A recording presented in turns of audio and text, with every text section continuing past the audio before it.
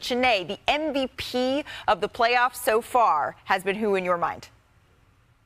Big body Brunson. We got iconic moments from both rounds. The way he just snatched that ball between the legs in Detroit and then also clawing back as the clutch player of the year. It's very rare that you get a clutch player of the year and you see them deliver in real time. The most clutch time points by himself, 43 points. It's Brunson's world right now in the city that I'm in. That's New York City. New York or nowhere, Brian? Yeah, Brad Stevens just talked a little bit ago about how games 1 and 2 just absolutely gutted them, and that was all about number 11. And that doesn't even include what he did in that Pistons series where he had that crazy crossover to deliver them that series in Game 5. So, look, there's a lot of good candidates. Yeah. Jalen Brunson right now stands at the top, but, we are a long way from being done. It may not be the most popular, but I do think, Shanae, as you would say, Julius Randle has been powerful. He has been a difference maker for this Timberwolves team. Honorable mention, and we will see him in person tomorrow because we are all hitting the road to Oklahoma City for the West Finals. We'll see you from Oklahoma. Since I've been here the last 4 years, when we've played our best, we've played with extreme physical toughness. You think about the run game. Pushes people out of the way. Talk about the defense. He is hit. He is sacked. Intercepted!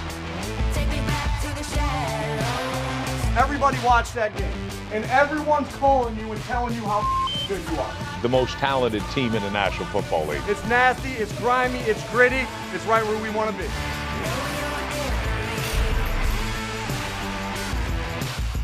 Well, it's only May, and the Eagles are already making moves, putting the rest of the league on notice. We welcome you to NFL Live. So glad that you're with us. Nina Kimes, Peter Schrager, Tim Hasselbeck here with you for the hour.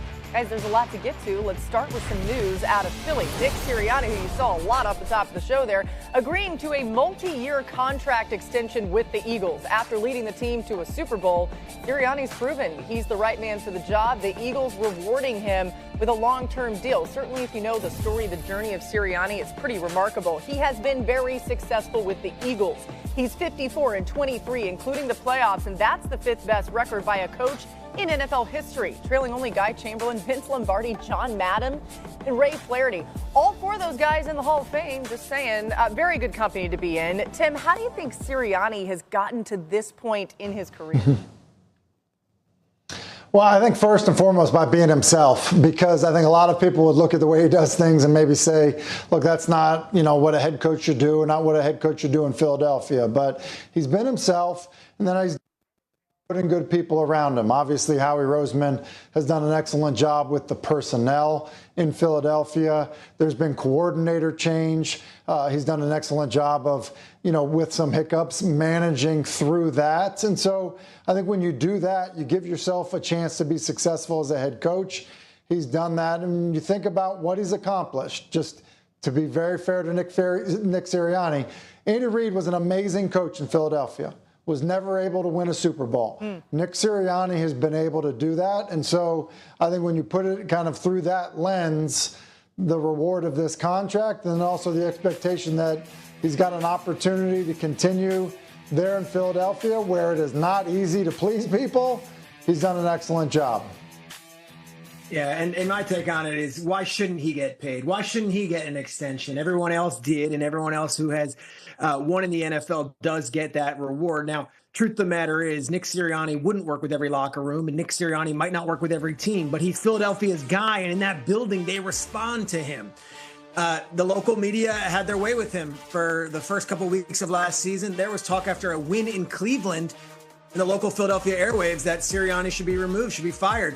They respond with that incredible rip on their schedule of just winning all those games in the regular season and then just trashing everyone in the playoffs.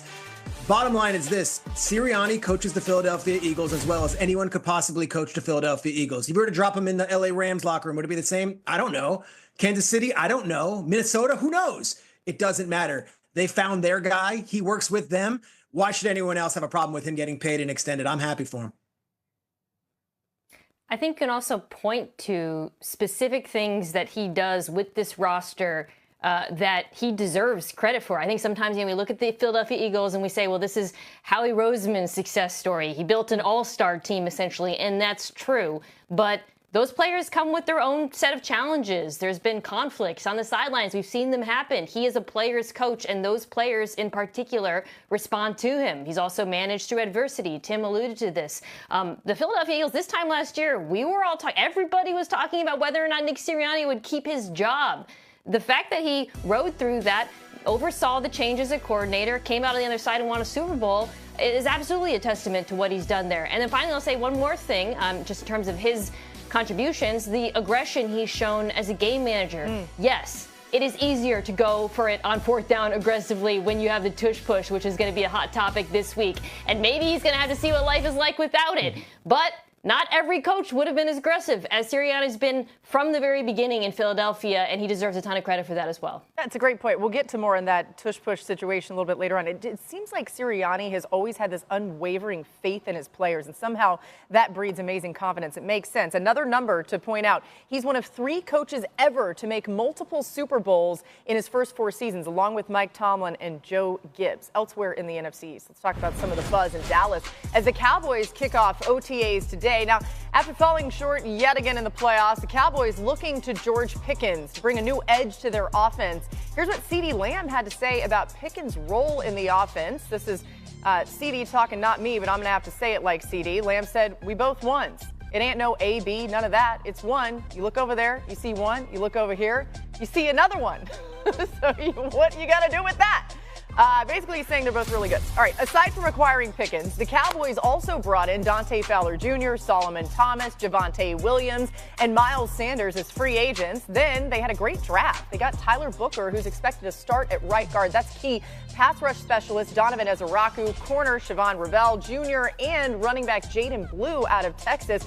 It's a who's who when it comes to the draft and some of these great additions that they've made in the offseason. So that's big. But when we talk about all these things, I think the main one, right, is George Pickens. So, Peter, what do you make of those comments from CeeDee Lamb about both of them kind of being ones? I loved it. And I'll say this. I've spoken to Cowboys sources over the last 2 weeks since that trade has been made. It makes a lot of sense when you talk to them bringing in Pickens. He's 24 years old. He hasn't even scratched the surface of what he can be. He's going into the final year of a contract, so he's going to be motivated financially.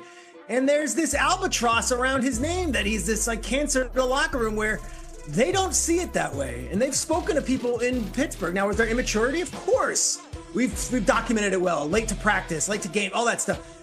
But with a motivation of, hey, you're going to come to the Dallas Cowboys and you're going to make career life-changing money if you have one good season, that this makes sense. And from them, they went through the draft inside and out. And there was probably one player that they viewed in the same breath as George Pickens at that position. And Teteroa McMillan went to the Panthers 8th overall, so they pivoted, took an offensive lineman. But this was better than any draft pick that was possible at the wide receiver spot. As for CeeDee Lamb, I love this. This is CeeDee Lamb saying, I have no problem sharing the spotlight. I have no problem seeding some of my targets. CeeDee Lamb had 73 more targets than the next leading wide receiver in Dallas last year. He's probably looking at this as relief. And you know wide receivers, they could be prickly, they could want their balls. In this case, CeeDee Lamb showing a lot of leadership saying, no. It's the two of us. It's not just me and then him. I love this on all fronts. And if I'm a Cowboys fan, whether it was said in May, June, July at a Kyler Murray softball tournament or what, I like having this out there and CD saying, you know what, we're going to do this together. Yeah, CeeDee Lamb also was dealing with injury last year. He was banged up. He kept feeling like he had to go out there because there was literally no one else. Mina, how much of a matchup nightmare do you think this wide receiver duo can be with George Pickens and CeeDee Lamb for opposing defenses? It completely changes the way defenses play the Dallas Cowboys, which, to Peter's point, certainly helps CeeDee Lamb. But to put what he said about them being both number ones in perspective, last year, when defenses played single high coverage, CeeDee Lamb, who was, for most of the season not playing with Dak Prescott, finished 4th in receiving yards per game. George Pickens was 8th league-wide. So they have 2 top 10 receivers versus single high. Defensive coordinators aren't stupid. They are not going to face a lot of single high coverage this year, and you can see how that helps everyone. They face more 2 high shells. It opens things up underneath because you get lighter boxes for the run. You get to call a more balanced offense. You just see a trickle-down effect not only for Lamb, but for the other receivers, the tight ends, and the run game as well. So I think the net effect for everybody is going to be positive. Yeah, listen, I think that we probably all agree, like his talent is undeniable and his ability to win one-on-one matchups, contested catch guy, ability for big plays down the field. It's really incredible. George Pickens, I think in many regards, kind of put himself, in the upper echelon of receivers in terms of his ability to do those things. To me, this all comes down to, not CD Lamb. Mũi tiếp nữa. Đấy, mình cứ làm lần lượt này là được nhé. Tiếp nha mọi người. Mũi tiếp theo này.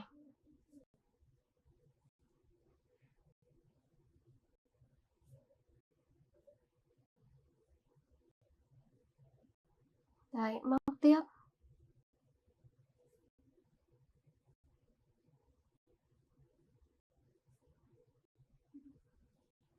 Đấy, mình móc luân phiên vào như vậy được nhé. Móc nối sang đây nhé.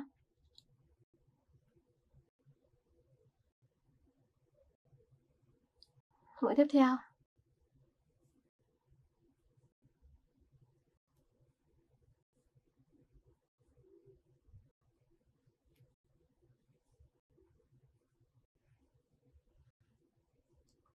Tiếp tục nha.